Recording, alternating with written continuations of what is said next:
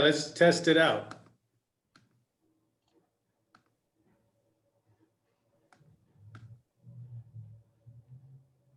That works. That goes, okay. Let's And see. if you wanted to share the deck and email it to me, I'll appreciate it, and I'll send it to the agents that either attend or agents in the office, if that's okay with you. Yeah, of course. Okay, thank you very much. And they either on Mexican time or Chinese time, my agents. Okay, so they'll be coming in, No worries. and we're pretty informal. So Okay.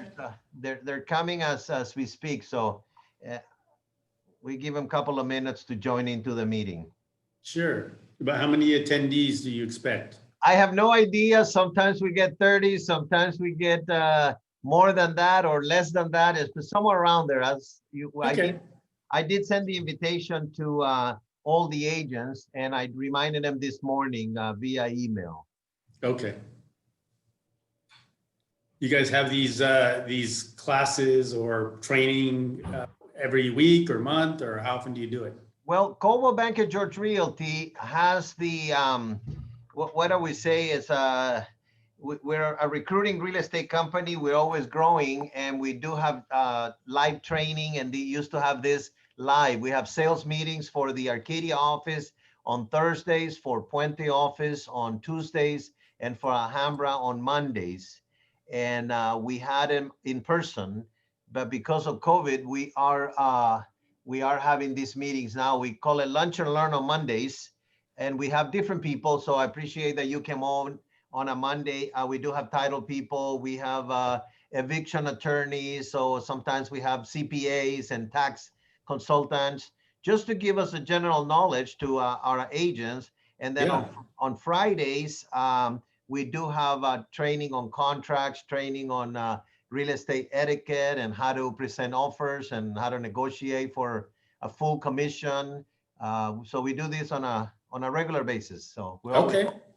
Okay, excellent.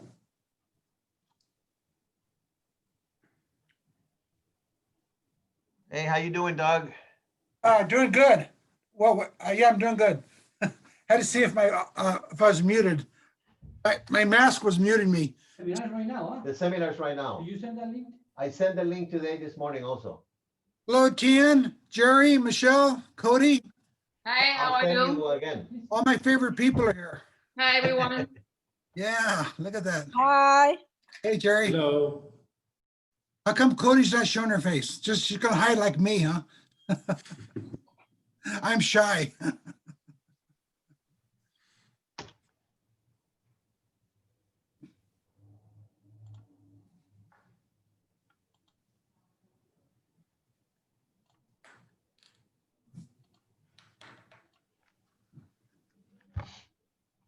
Oh, Paul, by the way, Doug Meyer is the manager in the Arcadia office.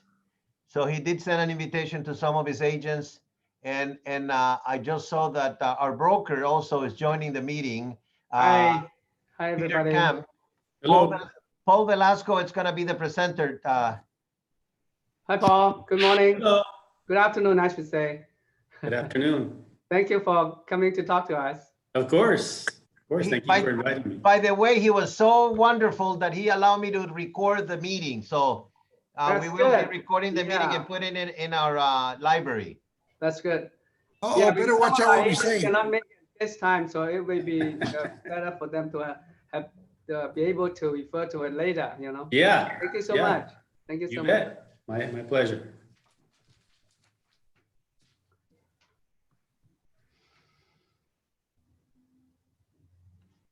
Oh, come on, Cody, you're almost there. There she is. You're mute. Muted, Cody. We can't hear you. Yeah, I'm using a different device. That's why I have to test out everything. How you doing, Cody? I'm doing great. How are you guys? Doug? Wonderful. Cool, cool, cool. Everything is good. Where's your face? You don't want to see my face. Oh, no, I do. Paul, what I usually do is Okay, there you go. during the Okay. presentation, I mute everybody. I will be muting everybody, and then they will have permission to unmute themselves to ask questions, okay? Okay. Yes, thank you. Yeah, and I'll be kind of stopping throughout my presentation after I finish with a particular segment to allow for questions as we go forward.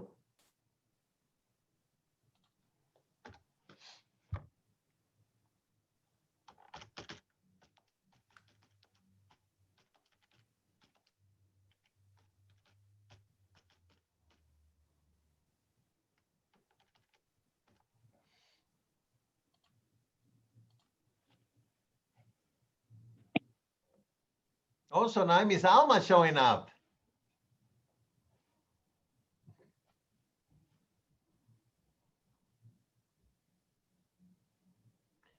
I cannot, you're mute. Did you notice most of these people are my agents? I know, I mean, Arcadia rocks. I mean, what can I say? Yeah, we do. And, but you know what? They have a lot of, That's Caesar. they have a lot of respect for you because when you when I send something, they delete my emails. When you send something, they listen, you know? Hey, we got my buddy Alex here. I am here. Yes, I'm here. Hi. All Are right. you is he Your gonna close, partner. is he gonna close the escrow, Doug? Yes, sir. He's a wonderful man. Doing a great job. Thank you very much, Doc. I'm learning from you. I mean it. I'm not saying I mean it. Without you, it would have never happened. Hey, is that the new office background Which one? Me? where Alex is? Oh, yeah. Well, yeah, that's the bullpen, you know, that's where Hey, the same. there is 20 desks and I have about 15 are assigned desk and the other 5 is first come, first serve. So you're welcome to come to Alhambra, even though Doug don't like it. No. Easy, easy. Don't take any more of my good agents, okay? I'm gonna tell Peter on you. Just kidding. Okay, so one more minute. We'll give them 5 minutes and then if they come to the training, I'll let them in, Paul, okay? That's fine.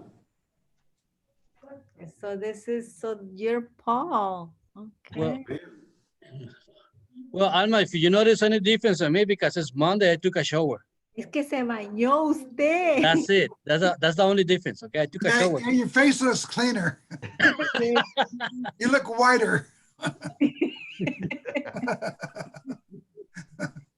Oh, you apologize. I'm gonna eat my orange. Okay. All righty. Oh yeah, his lunch. I will mute everybody so in about a minute and then Paul can start his presentation. He said it's about 40 minutes and then there'll be a 15 minutes Q&A at the end. So you're welcome to put questions in the chat and I'll read them to him if that would be the case. So Thank you, Paul. You bet. Like I said, rather than waiting till the end, at the end of each segment, I will just kind of give you an opportunity to ask some questions and we'll go. beautiful. So Good, right now, thank you. guys, I'm gonna mute everybody. So you got to unmute yourself, Paul, after I do that. I'm gonna mute everybody and then you're allowed to unmute yourself if you have a question, okay? So take it away, Paul. All right, very good. Well, first of all, I want to thank you for inviting me, for having me here today and to speak with all your agents. I work closely with real estate professionals in what I do.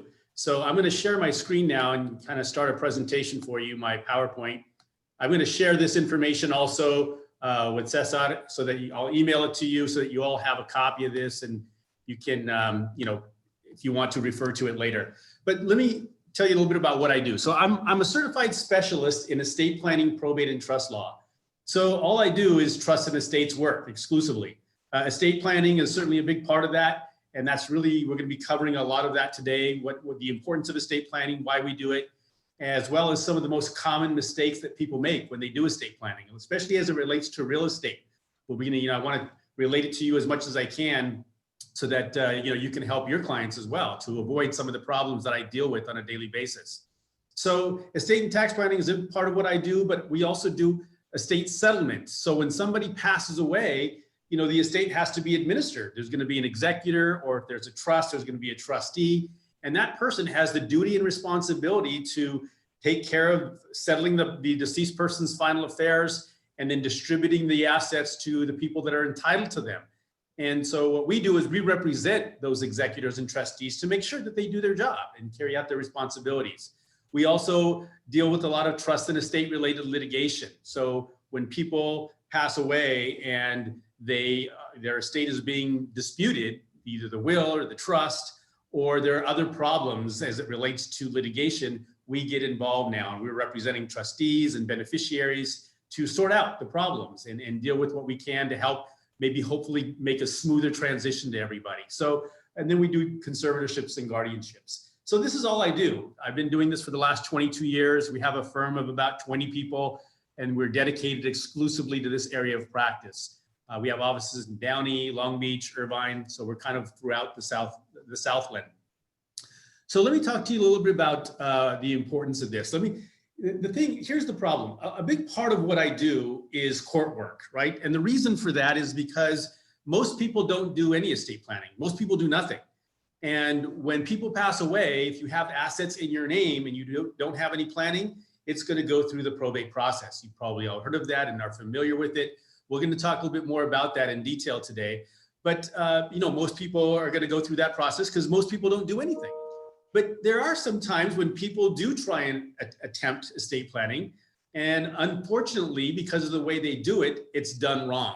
And so even though they may have tried to maybe go online, nowadays you can go on LegalZoom or Rocket Lawyer and do your own will or trust. Whether you should do it or not is another question, but it's available. People do it and it's often used. People go to paralegals like We the People, and there are other outfits like that will do document preparation.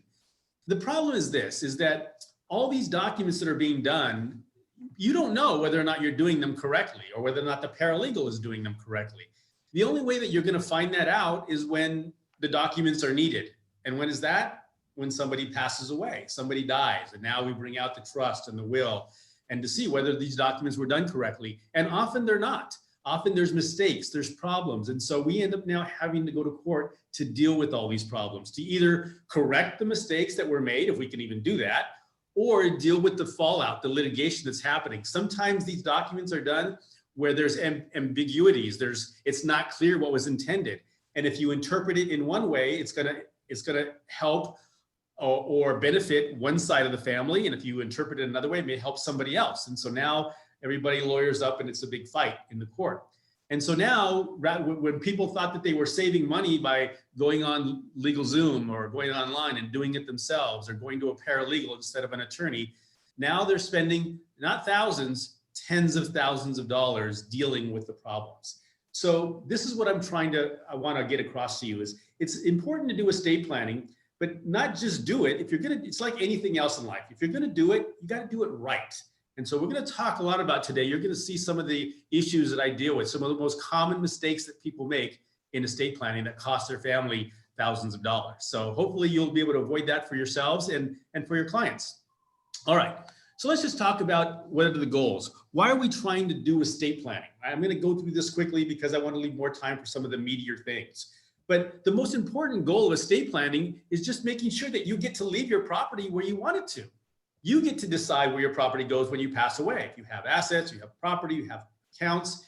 If you don't do a will or a trust, then who gets to decide where your property goes? Where do your assets go when you die without a will or a trust?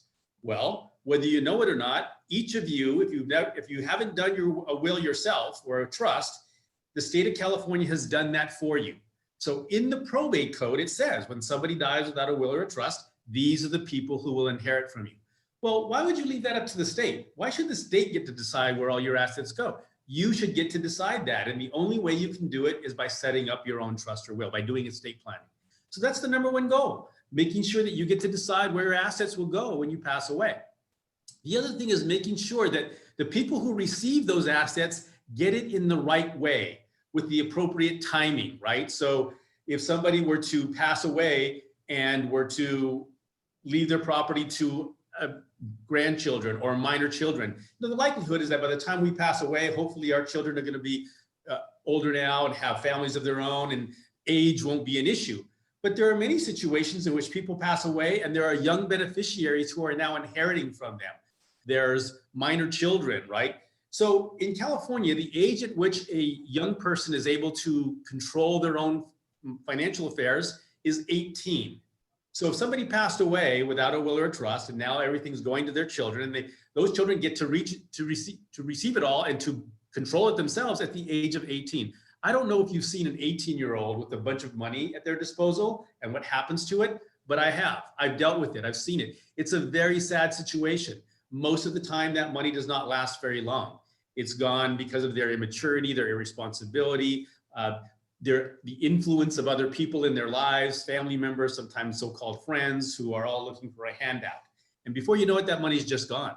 So it's better instead to have a plan that says, look, if something happens to me unexpectedly, I'm going to leave this in trust. I'm going to appoint somebody who I trust to manage it for them. So I have a trustee. I have somebody, if something were to happen to me, and my children are still not the age at which I would want them to be able to handle this, I can put it in trust for them and somebody else can manage it for them.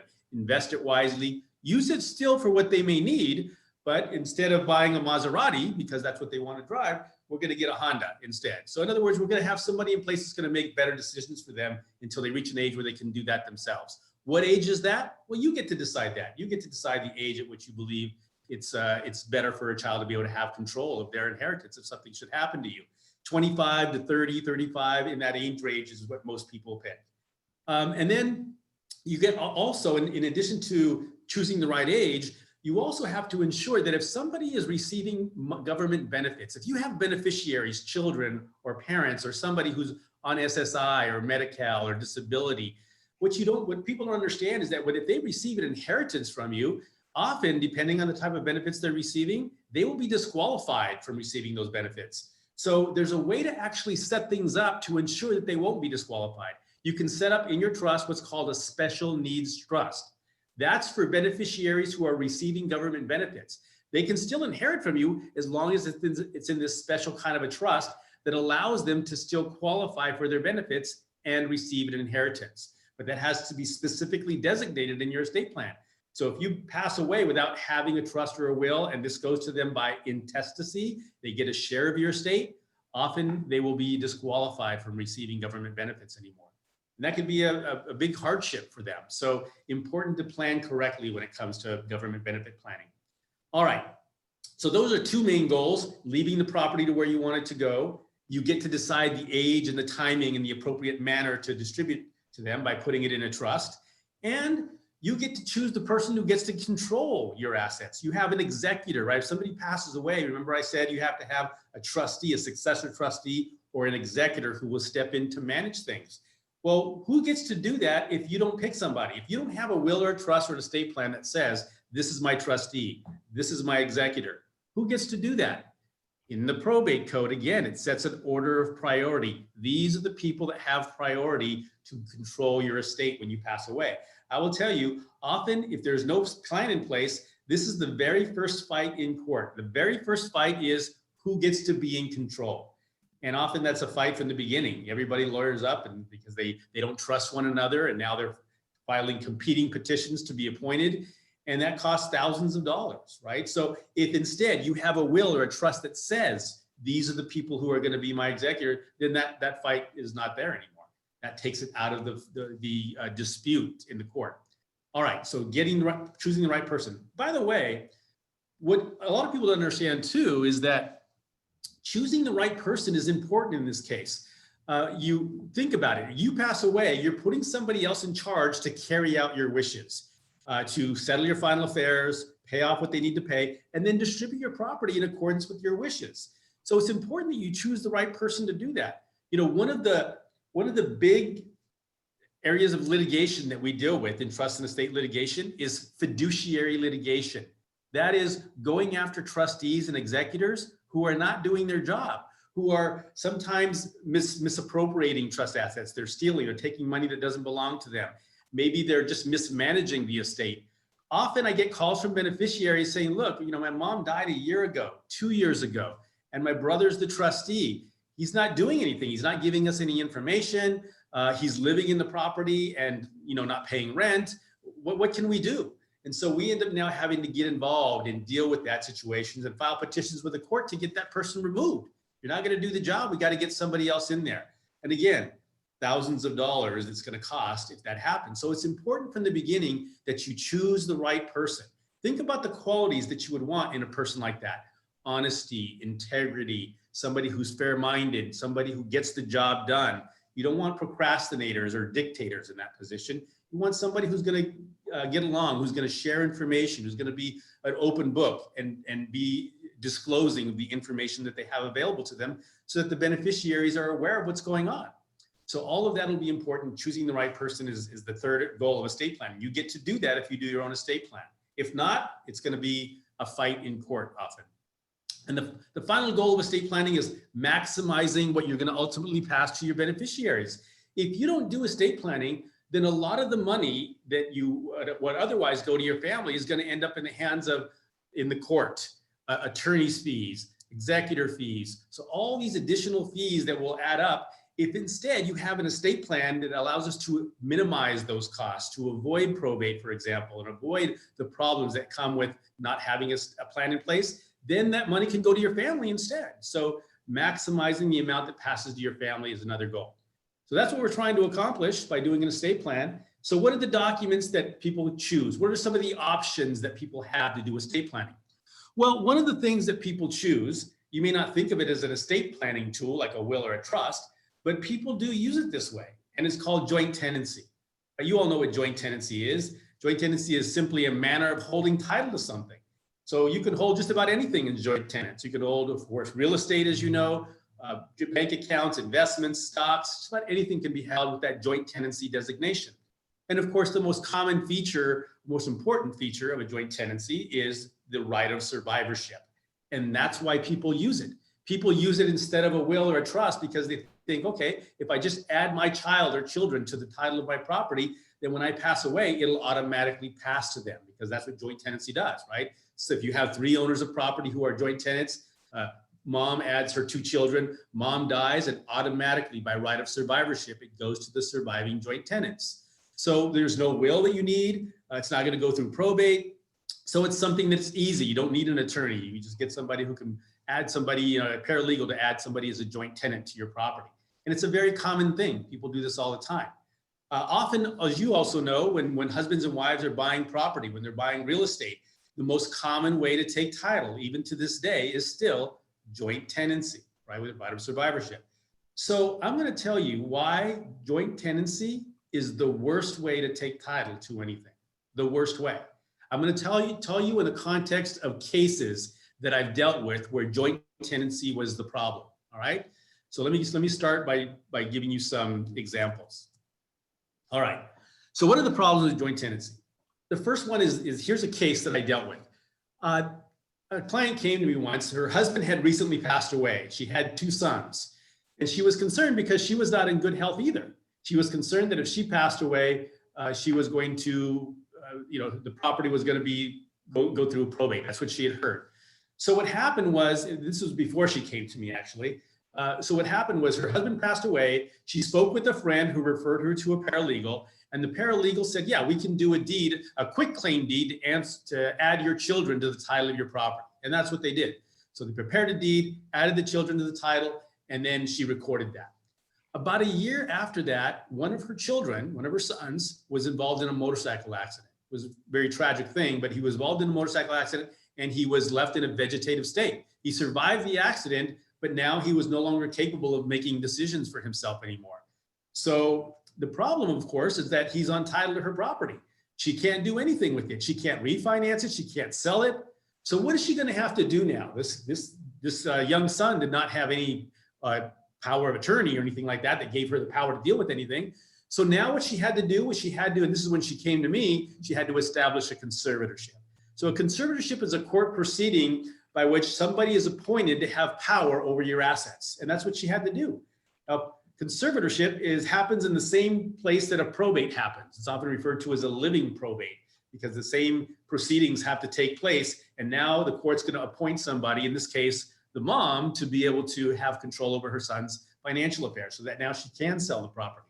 Well, that proceeding was very costly. It cost about $7,000 to establish, and it was time consuming. It took about 7 or 8 months to get it in place. So another reason to avoid that problem. So now when she sold the property, by the way, 1/3 of those proceeds had to go into the into the conservatorship because her son was on title. He was an owner of the property. And that's what she didn't understand. She didn't understand that when she was adding her sons to the title of her property, that they were actually owners today, as of the day you're adding them. She was just thinking only if I pass away, then it would go to them automatically. But that's not how a joint tenancy works. When you add somebody as a joint tenant, as you know, they become owners of the property with you. Another problem with a client of mine came to me because her daughter was now going through a divorce, and she had added her daughter to the title of her property many years prior. And now this husband was pulling that property into the divorce because it was in the daughter's name also. That was now going to become a property that was going to be disputed in the divorce, and he was going to make some claims on that property. Another reason to avoid that problem. Here's another one. I had a client who came to me, and she was in a panic. She was my estate planning client. And from one day to the next, she had discovered that money in her bank account had been taken.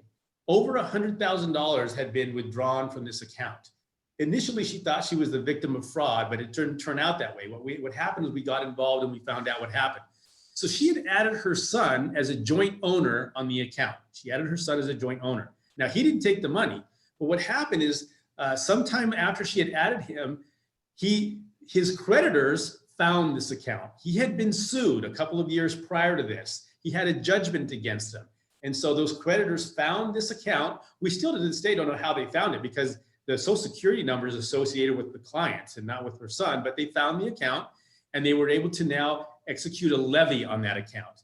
Now, when you levy on an account like that to satisfy a judgment, the bank is supposed to notify my client, the account owner, and they claim they did. They produced a copy of the notice, but she never got it. So she never knew that they were even levying the account until one day she checked her statement and it was zero balance.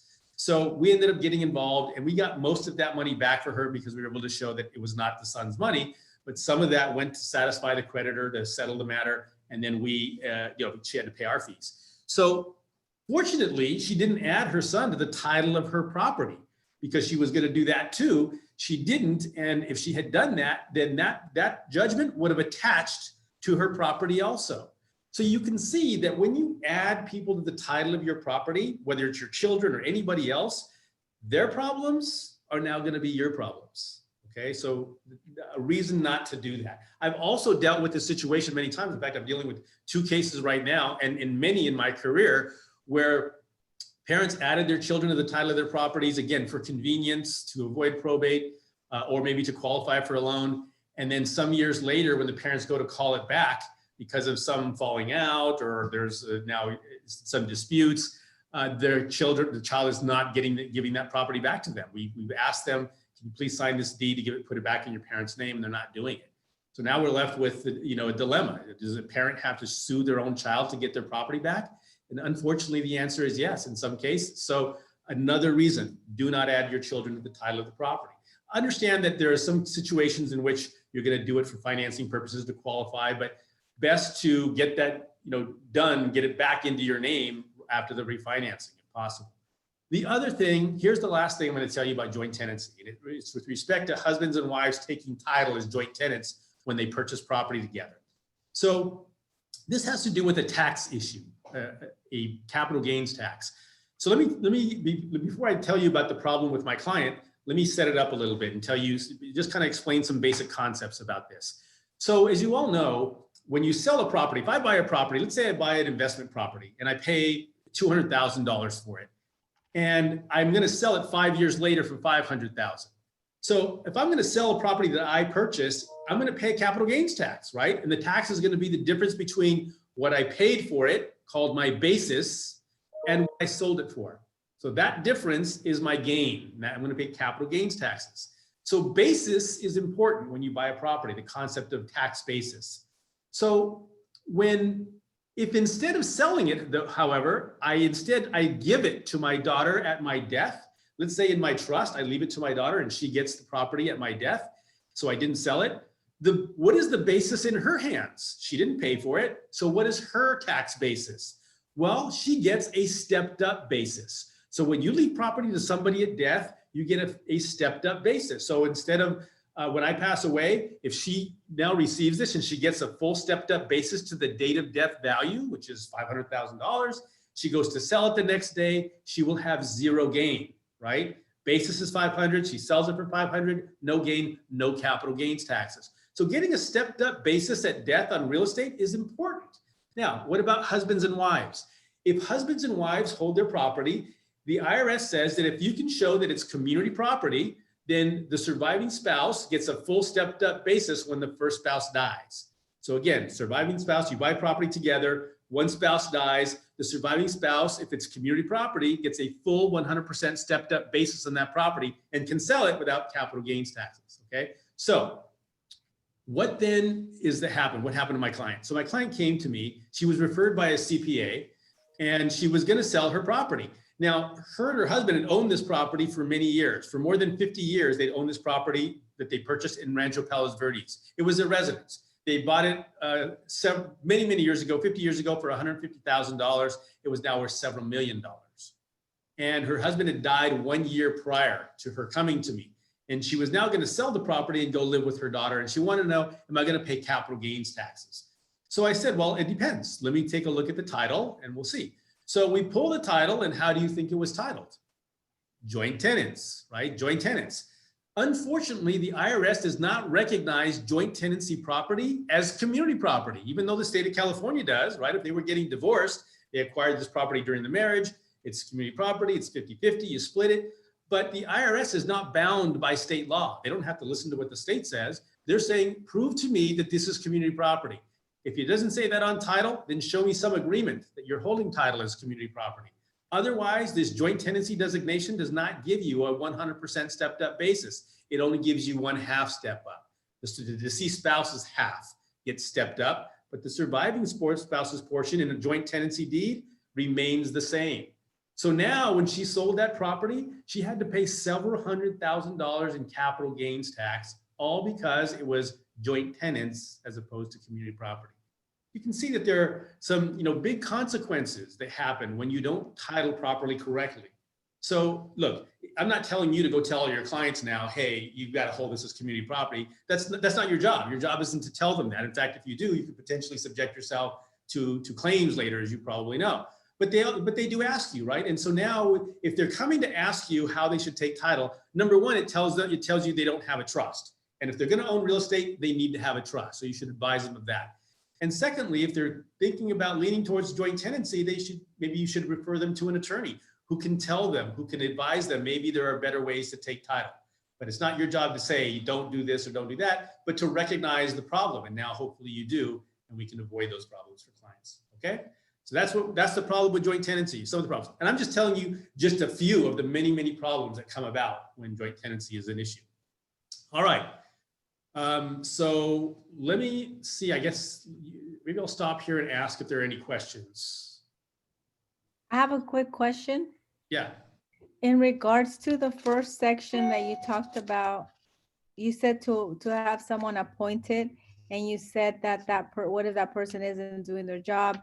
Is there anything that you can write on that trust where you say specifically, if that person doesn't do their job, this is the next person in line, or no? Oh yeah, it does say that. I mean, it doesn't specifically say if they don't do their job, but there are certain duties and responsibilities that say the trustee must do these things, right? And the trust law says the trustee has to do these things. And so yes, you're going to name an order of priority. This is my first choice. Typically you're saying if my first choice is not available, or if they pass away before me, then here's my second choice and third choice. But yes, in a situation like that where they are removed because they aren't doing their job, then you're going to go to that second choice. We'll now step in. Oh, I have a question to you. Yes. Oh, sorry, Alma, go ahead.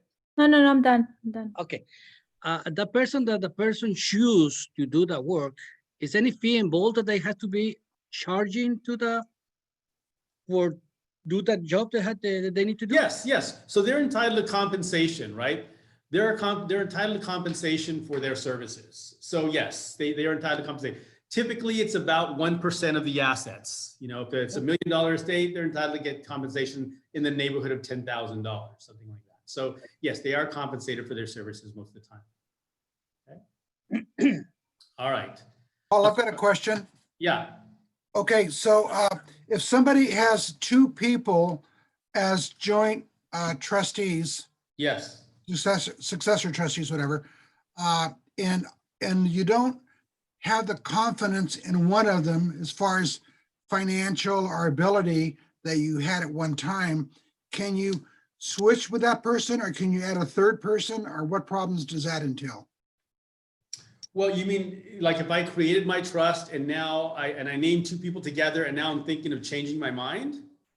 On one of them, it may be either adding another person or taking Yeah. it off. So you can change that at any time, right? You can, your trust is revocable. You can change it, you can revise it, you can amend it in any way. So you can certainly change it out. And my recommendation is to review your trust at least every 3 years, right? Because your family changes, your circumstances change. It's important to put something in place that ensures that it currently reflects what you want. Maybe what you decided 3 years ago is different now.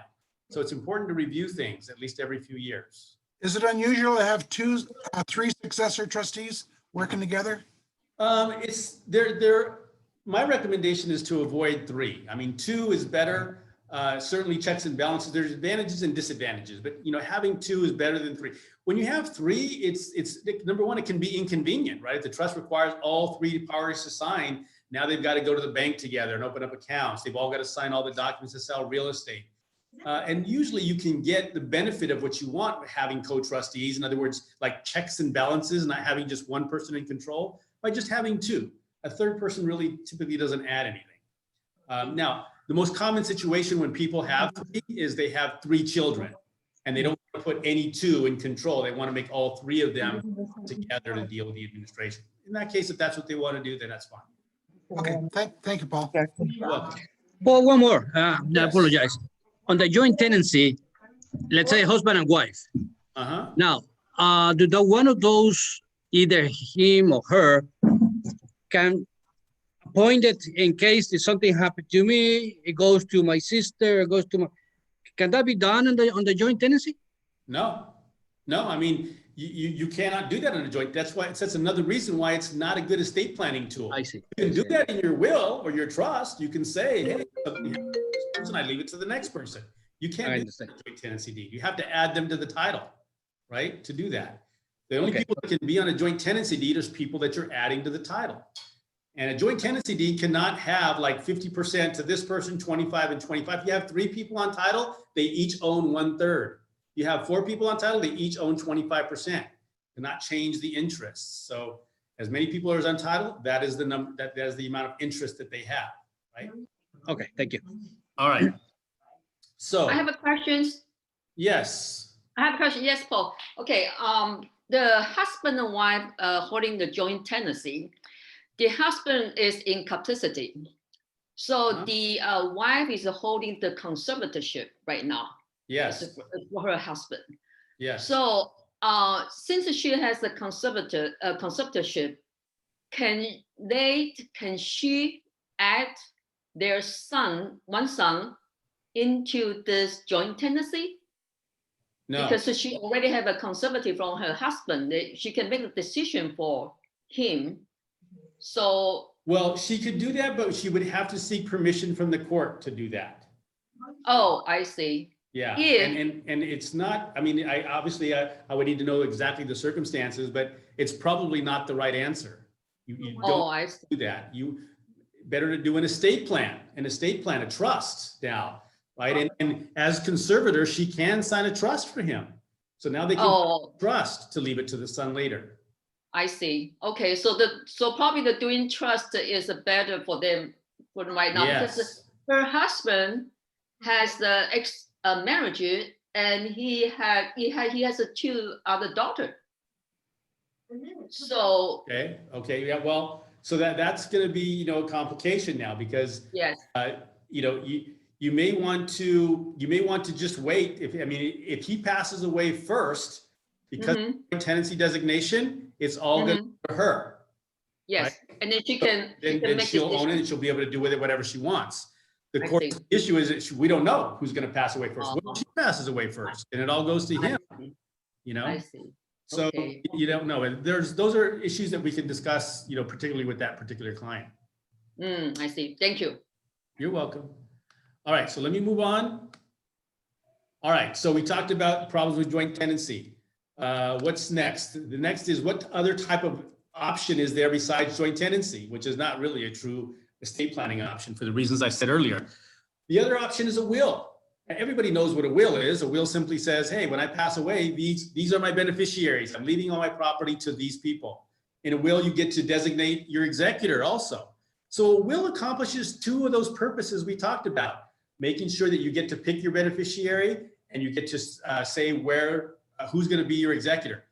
But here's the problem with having only a will. All wills get probated. So even though you have a will that says where you want everything to go, that's good, and you have an executor, that's good, the will is still going to go through probate before your assets go to your family. So will is not enough. Will's still going to go through the probate process. The word probate means to prove. It's basically your will has to be proven in court to be valid, and that's why wills get probated. So what are the problems with probate? Why are we trying to avoid probate? Here's why. Number one, it's an open court proceeding. Anybody can literally go down to the courthouse and pull your file, a deceased person's file. In that file, they get to see all the names and addresses of all the beneficiaries, all the assets, a list of the assets and the value of all those assets, all the claims that were made against this estate, any litigation that's going on, everything is there and anybody can pull that file. And people do pull that file to go see it, to use that information to be able to sometimes to either defraud or take advantage of the beneficiaries. I get calls from beneficiaries all the time saying, look, I'm getting calls from these people who are saying that they're probate lenders, that they'll loan me money today. I'm not going to get anything for a year and a half, but they'll give me money today if I'll sign over my rights to them. They want to know, is this legitimate? Yes, there are these probate lenders out there, but they also want to know, how is it that they got my name? They thought that maybe I gave that person the information. So no, I would never do that. The way they got it was by going to the court file. They were able to access that information there. So look, nobody likes to have their dirty laundry aired in public, so to speak, but that's what happens in a probate. All those news magazine shows like that TMZ and all those others like that. This is where they get their information from, where you have all these clients who are divorcing, or these people, the celebrities who are divorcing, or Britney Spears and her conservatorship. All of these details are there in the court. So number one reason to avoid probate, you don't want people to know your business. That's number one. Number two, probate invites litigation. A probate, it happens in court. What do people do in court? Just like any other court proceeding, people fight. Litigation happens there. People contest the will. People try to remove the executor. Beneficiaries are fighting over one another to see who gets to be the executor. Claimants come in, people who are making claims against the estate or get to file their estate claim in probate. Medi-Cal gets to make a litigation claim. If somebody was receiving government benefits, they get to make a claim, a recovery claim in probate. They can't do that if it's in a trust, but if it's going through probate, they can do that, and they will. And that's, again, sometimes that's the biggest claim of the estate, and that results in hundreds of thousands of dollars having to be repaid to the government. So probate invites litigation, another reason to avoid it. And then time delays. It takes about a year and a half now with COVID, probably about 15 to 18 months to get through an entire probate from beginning to end. So another reason, and your family doesn't get anything until the end of the probate. So sometimes that can be a financial hardship, having to wait that long. 15 to 18 months is the time delays. And how much does it cost? Well, probate is expensive. The fees are based on a sliding scale. It's the larger the estate, the higher the fees. So I've kind of gone through the calculation and shown you, giving you examples. If the estate is $500,000, for example, and basically if the estate consists of a house, and that's it, you're looking at $13,000 for the attorney, $13,000 for the executor, and about $4,000 or $5,000 in court costs. So you're looking at over $30,000 to probate a house in California. And if there's fighting or litigation or there's claims going on, the attorney can actually charge their hourly rate to deal with all that litigation. So it's called extraordinary fees or services. So in addition to these statutory fees, which is going through a normal probate, the attorney can also charge for litigation. So it often ends up being way more than what I'm showing here. But this is the size. If you have $1 million estate, it's over $50,000 to probate it when you add in the expenses. So it's very, very onerous. And the fees, by the way, you can see at the top, are based on the gross value of the estate. That means that if you have a house that's worth $500,000, it's got a $400,000 mortgage against it, they don't deduct for the mortgage when calculating the fees. It's based on the $500,000 value, not the net. So this is why we're trying to avoid probate, okay? And so how is it that we can avoid probate? By having a living trust, right? The living trust is a will substitute. It does the exact same thing that a will does. It allows you to name the beneficiaries, and in there you'll name your successor trustee, right? So it's a will substitute. It allows you to say where your assets are going to go when you pass away. There are 3 positions in every trust. Every trust has to have these 3 positions within it. Creator, often referred to as the settlor, the trustor, the grantor. It's the creator of the trust. The second one is the trustee. That's the person who has all the power and authority to invest the trust money, to distribute the trust funds, to move the trust assets around. All the trustee has the authority. And third is the beneficiary. All trusts have to have a beneficiary. Who do these assets in the trust belong to? Now, when I create a trust, I'm essentially creating a contract with myself. At its core, a trust is a contract. It's an agreement. So I'm going to create the Paul Velasco Trust. And what I will do is when I create this document, this document is now going to control my estate both during my lifetime and at my death, right? So, and I'm going to occupy all 3 of those positions. So I'm the creator, I'm the trustee, and I'm the beneficiary. So the only thing that I've changed is the title of my assets. Now, for example, it's not enough for me just to sign a trust and put it away. You actually have to fund the trust. By funding the trust, I mean you have to change the title to your property from your name individually into the name of the Paul Velasco Trust. The reason for that is that if I pass away, remember, anything in my name is going to go through probate. But if it's in the name of this trust now controls everything. In the trust, I've said, okay, I'm creating this trust, and when I pass away, I'm naming this person as my successor trustee, again, with an order of successors, priority, second, third, and fourth choice. And if I pass away, my successor trustee has the duty and responsibility to carry out the contract. What does that mean? That means they have to settle my final affairs, pay off all my debts, taxes, and expenses, and then distribute the property to the beneficiaries, to the people that I chose. And that trust document gives them all the power and authority and instruction they need to do that. They don't need to go to court. We don't need to go to court and seek authority from the court to administer my trust. Everything is contained within that document. Your trustee can literally take that document to the bank, get control of your bank accounts. They can collect life insurance for where the trust was named as the beneficiary. They can record deeds that give them control over the properties that are named in the trust. All of these things now are done by that document. Now, in order for that to be effective, though, I have to fund my trust. That means I have to change the title to my bank accounts, my investments, my company, my real estate. All of that now has to be changed into the name of the trust. So during my lifetime, of course, I won't notice a difference because these are still all my assets. I still pay my bills and taxes the same. Nothing really changes. I'm in control. I'm the trustee. You spend the money however I choose. The trust says that the trust money is there for my lifetime to support and benefit me only. It's only after my death that my family is now going to be the beneficiaries of the trust. So that is how a trust works and how we're able to avoid probate. So these are the things that we want to do in order to avoid probate. What's the difference between a will and a trust? The main difference between a will and trust, number one, is a living trust avoids probate. Wills get probated, trusts do not, if they're done correctly. I'm going to get to next. It also avoids a conservatorship. Remember, when people become incapacitated, if they don't have a trust or a power of attorney, you have to go to court and now establish a conservatorship for them in order to have control of their financial affairs during their incapacity. We don't have to have that if we have a trust. The trust gives my successor trustee control over my assets during my incapacity. We avoid Medi-Cal claims. If you're receiving Medi-Cal benefits during your lifetime and you pass away, if your assets are in a trust, Medi-Cal cannot make a recovery claim against your trust. All those assets go to your beneficiaries and free from any claims by the government. If instead we're going through probate, remember I said they can make a claim there. So important to have a trust for that purpose as well.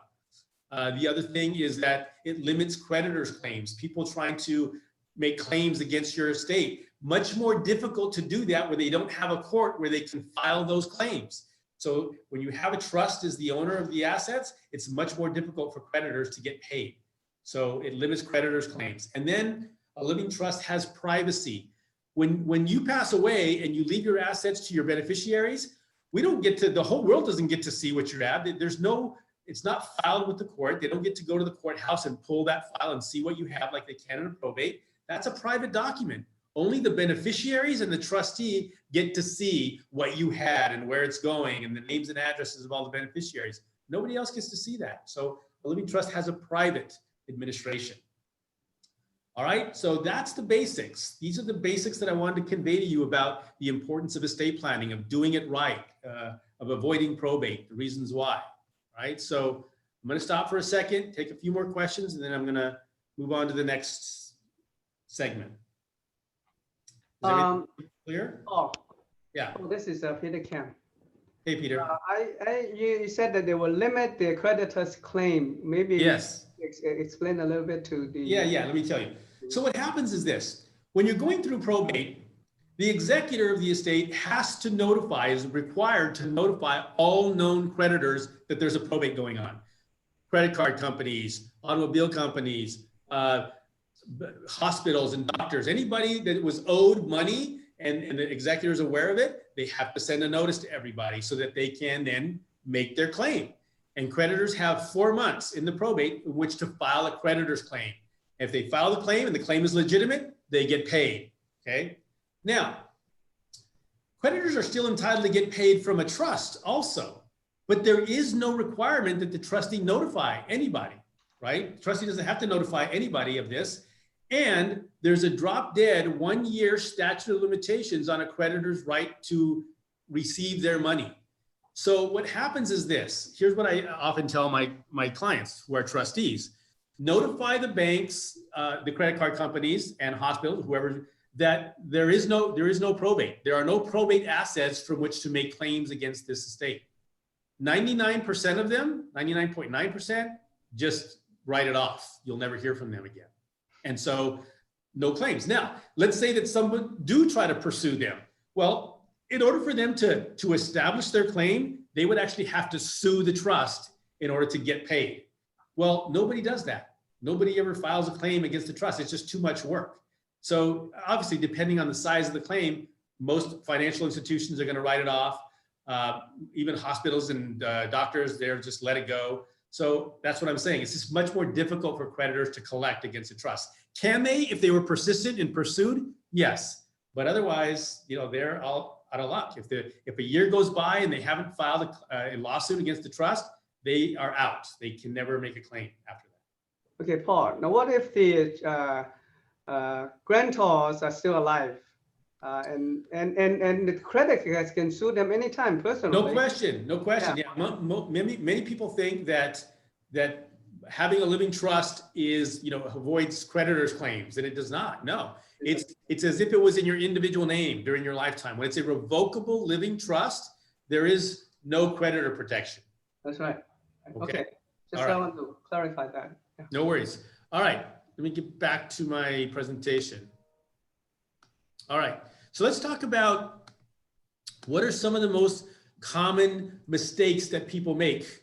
The old saying, what you don't know can't hurt you, is not true in estate planning. What you don't know can and will hurt you and your family. So here are the most common mistakes that people make when they set up their estate plan. The first one is this: how does your trust end up in probate court, even if you have a living trust? Even if you've done a trust, how is it that your estate ends up in probate? Remember I said probate, the benefit between a will and a trust is that living trusts avoid probate, right? So what ends up happening is this: how do people make mistakes is this.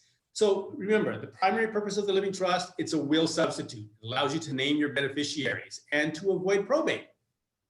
A living trust is a contract, right? As we talked about.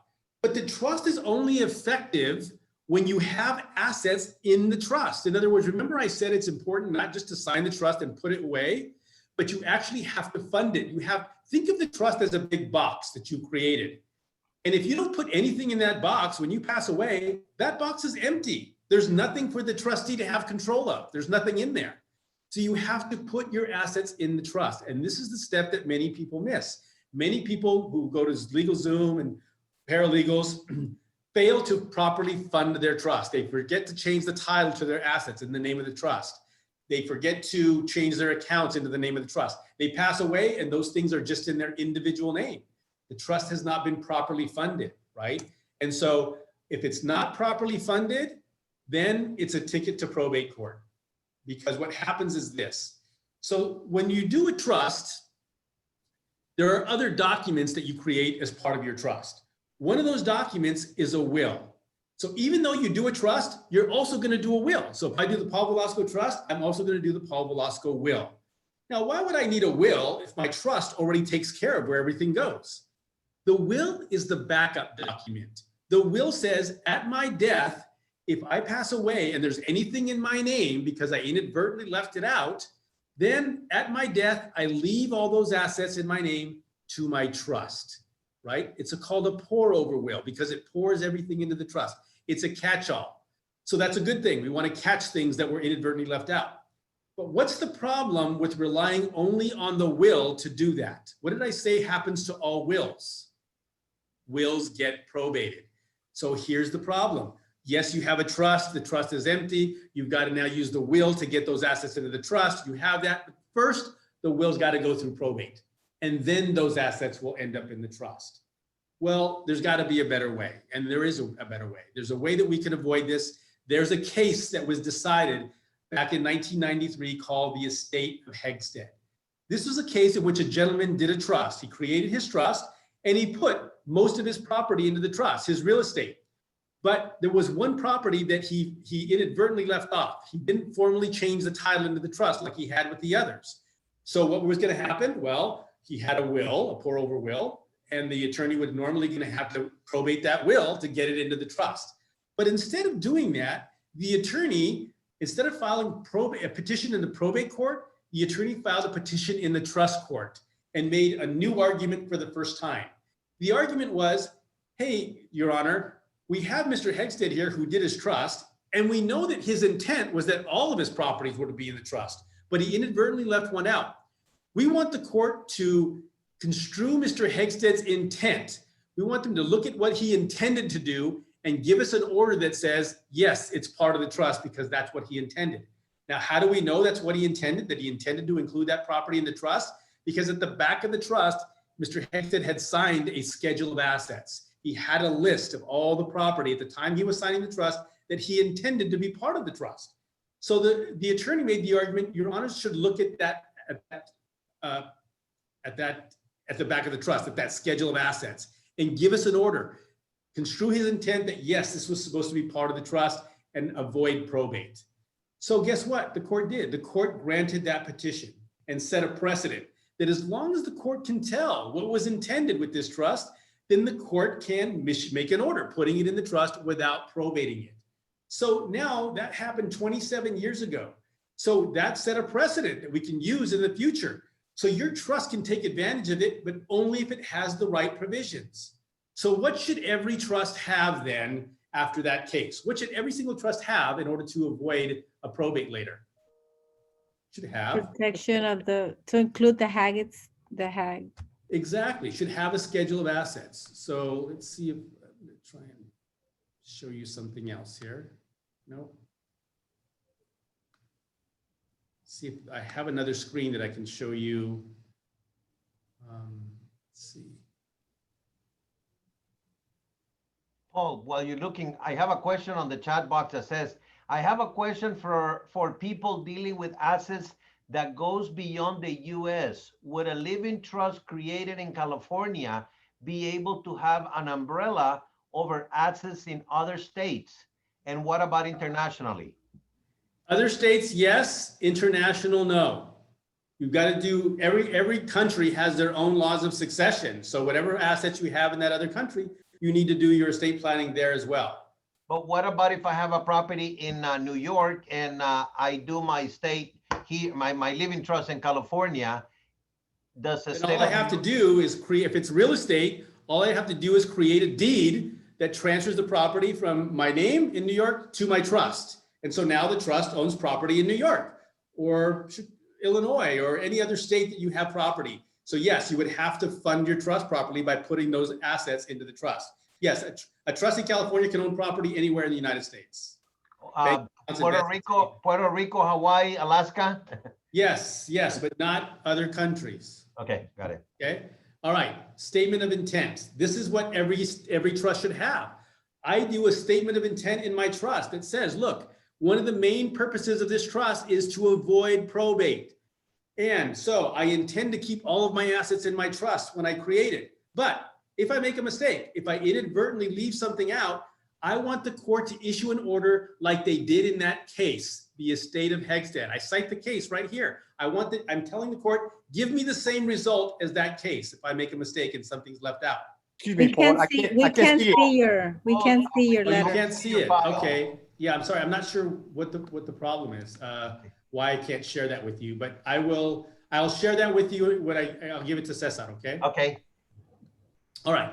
So we want to do a statement of intent. The other thing that I do is I have a schedule of assets at the back of the trust where I list all of the assets that they own at that time, right? Their bank accounts, their investments, all my accounts at Bank of America, at Chase Bank, my real estate, I list the properties that they own, my business is the name of my corporation or my LLC. I list everything on that schedule of assets, just like Mr. Hegstad did. But I go even a step beyond. I now make at the very end of that a catch-all that says, not only these things that I own today do I consider to be part of my trust, but anything else I may acquire even in the future, such as real estates, investments, timeshares, copyrights, bank accounts, a non-exhaustive list of things I may acquire in the future that I also intend to be part of my trust, so that Inventions. forget, we can catch all that and put it into the trust. In the 22 years I've been doing this, I have never once had to probate one of my trusts, even when my clients made mistakes and left things out. And they do make mistakes. It's going to happen. The clients will, for example, initially we help them put their property into the trust and then they refinance. And often in a refinance, it'll come out of the trust back into their individual name. And that's with all everything they sign in the refinance. They don't even know one of them is a deed taking it back out of the trust. And then the refinancing's done and now it's sitting there in their name. And they die and now it's out of the trust. So this would help us again to get it back in there without probating it. So all of these things are important. So this is something that we can do, but I will tell you, 99% of the trusts out there do not have these provisions in there, don't have a statement of intent. If they have a schedule of assets, it doesn't mention anything about future acquired assets. So that's not going to help for something they acquired in the future and just forgot to put in their trust. So it's important to be detailed, right? The devil is in the details at all of these things. That's what we're trying to do. All right. Any questions about that? No? All right. So let me, Paul, yeah. is there any limit to the Haggard provision? Are there any limits to it? Value of the property? Well, there are limits if it doesn't really say, for example, we've come across situations where you have a schedule of assets that lists property that was there at the time they did the trust 10 years ago. But now we're trying to get something in that they acquired later. And there is no statement of intent that the intent was to put that in there too. So now we can't use Hegstad for that, right? So it's got to specifically be something that is either mentioned in the trust or listed on a schedule of assets or some statement of intent. And most trusts just don't have that. So if you miss the property that's $5 million, is it still okay? Is it still okay? Yes. So I did one once where the client, he did not put his CPA practice, which is worth $9 million in the trust. And fortunately, his attorney had done an assignment. And so we looked on that schedule and sure enough, there it was. We were able to get that in there without probating it. So yes, Okay. there's no limit on what you can get in there. As long as you can show, just like that case showed, intent. Okay. Right. Okay. Thank you. Well, look, guys, look, there's one other segment that I'd be happy to share with you that I think is important, but I've reached the 1 o'clock hour and I want to be respectful of your time. So we can either do this another time or if I'll leave it up to Cesar if you want to end here, we can do that. Or if you want to go another 10 or 15 minutes, I'm We'll happy. we'll have some Q&A, Paul, but we will have to, maybe we reschedule some other day, and Sure. maybe you and I can talk about something that is of a concern about all the other agents, and we'll have you back. We'll put you on the list of our Coldwell Banker George Realty resources. That way, Yeah. if anybody wants to reach out to Paul, you're welcome to reach out to Paul and refer clients. Remember that he's looking for business. So, and we acquire a lot of knowledge from you, Paul. Appreciate it very much. Paul, Yeah, can I you're ask you a last question? Can I ask you? Yeah, you know, I heard about the Dynasty Trust. I understand is irrevocable trust. That will protect your assets from generation to generation. That's correct. Is that a good way to prevent, you know, if you have a second marriage, and is it a good way to prevent all the assets go into your much younger wife? So that's a very good question, Peter. Let me give you a little bit of teaser for next time, okay?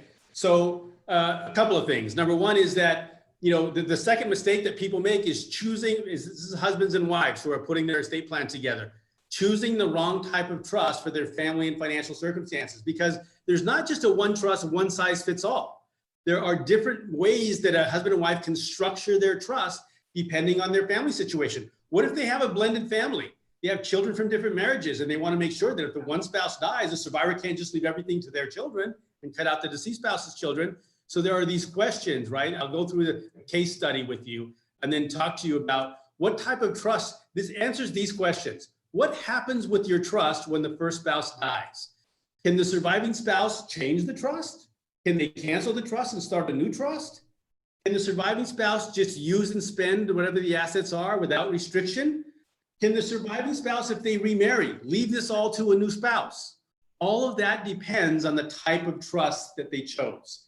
And there are three options, three different ways that things can be set up, all with different consequences. So it's important to know that. Let me just tell you that most people, when I review clients who bring their trust into me that were done by other attorneys, married couples, most of them, 99% of them, don't know what type of trust they have. They don't know which option they chose because the attorney just chose it for them. And so it's important that they get to decide that. What are the differences? What are the consequences? How can we protect our children, right? So there's ways to do that. So that's one thing that I'll talk about next time. And then the other thing is what you talked about. We should definitely set up another webinar on this.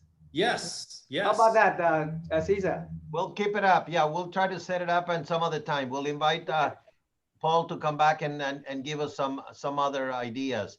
So yes. And then the last thing is that dynasty trust that Peter just talked about, right?